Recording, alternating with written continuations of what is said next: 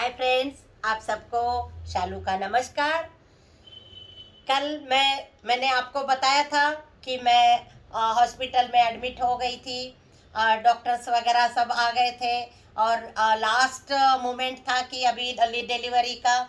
तो जो इंतज़ार दिल्ली में हो रहा था, जो बेचैनी हो रही थी, इंतज़ार भी क्या चीज़ है।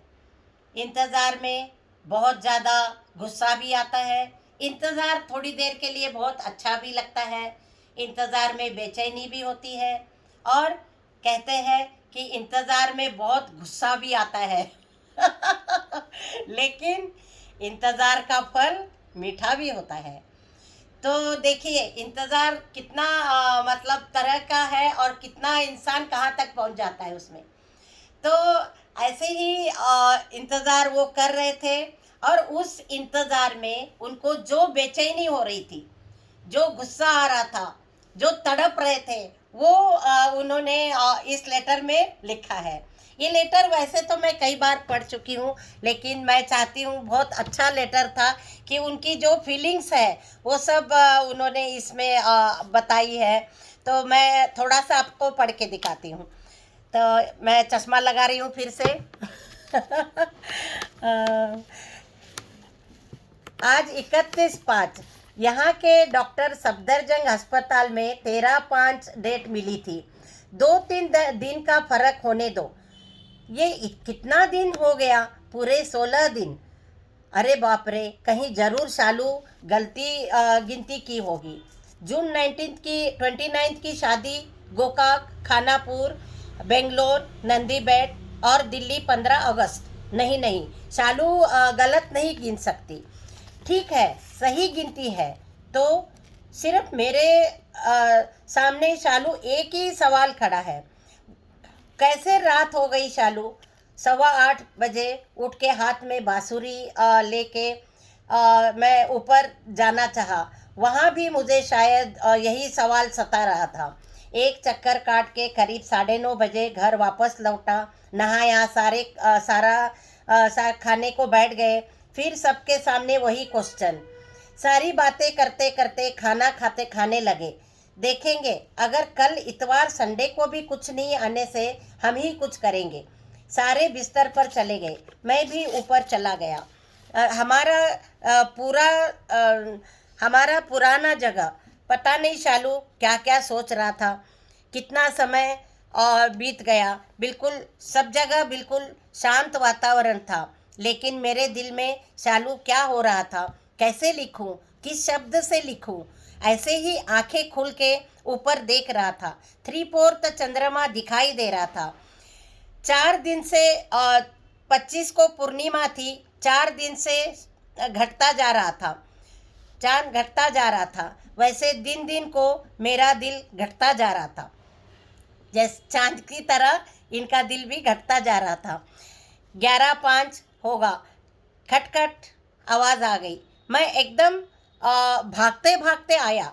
शालू ऊपर से ही नीचे देखा, कोई खड़ा था। मैंने पूछा कौन है? जवाब मिला टेलीग्राम। जवाब मिला टेलीग्राम। इतने में अव्वा एकदम उठ के एनो यारू कहने लगी।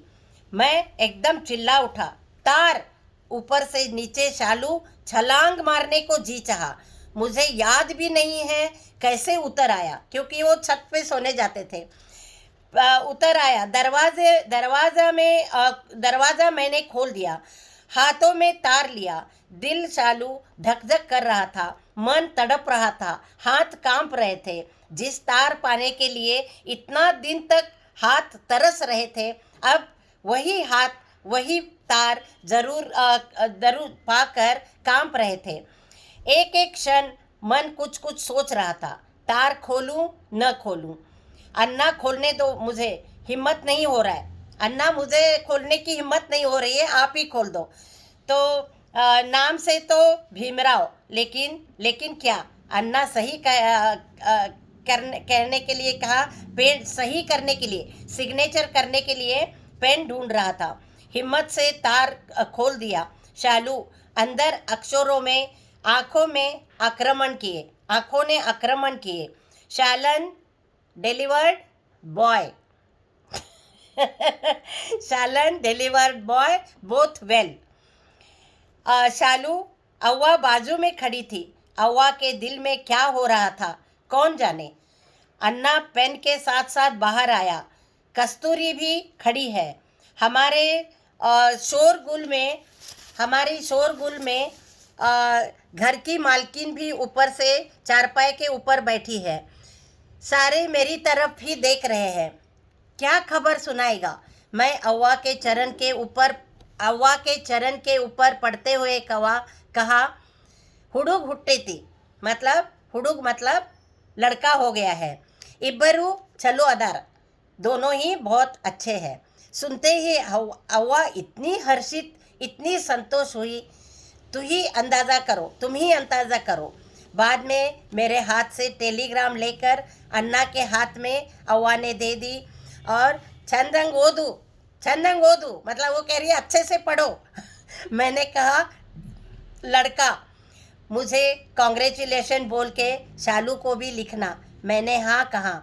सारे अंदर गए। सबका भारी भारी दिल 5 मिनट पहले पहाड़ की तरह भारी हो गया था। लग रहे थे अब आकाश में चांदनी रात में उड़ने लगे। हम सारे बैठ के और शुरू हुआ महाभारत। शालू, वो सब कुछ कहानी नहीं समझना, मैंने अनुभव लिखा है। सब सचमुच जो हुआ वही अनुभव मैंने आपको लिखा है। तो और भी बहुत कुछ लिखा है मैंने, इतना ही आपको पढ़ के दिखाया। ये वही लेटर है, देखिए बिल्कुल 29 मई को मेरी डिलीवरी हुई थी और उन्होंने ये लेटर लिखा था उसी समय का। और इस लेटर को हो गए 45 ईयर्स, 75 का लेटर है। तो आप समझ रहे होंगे इसकी वैल्यू क्या है।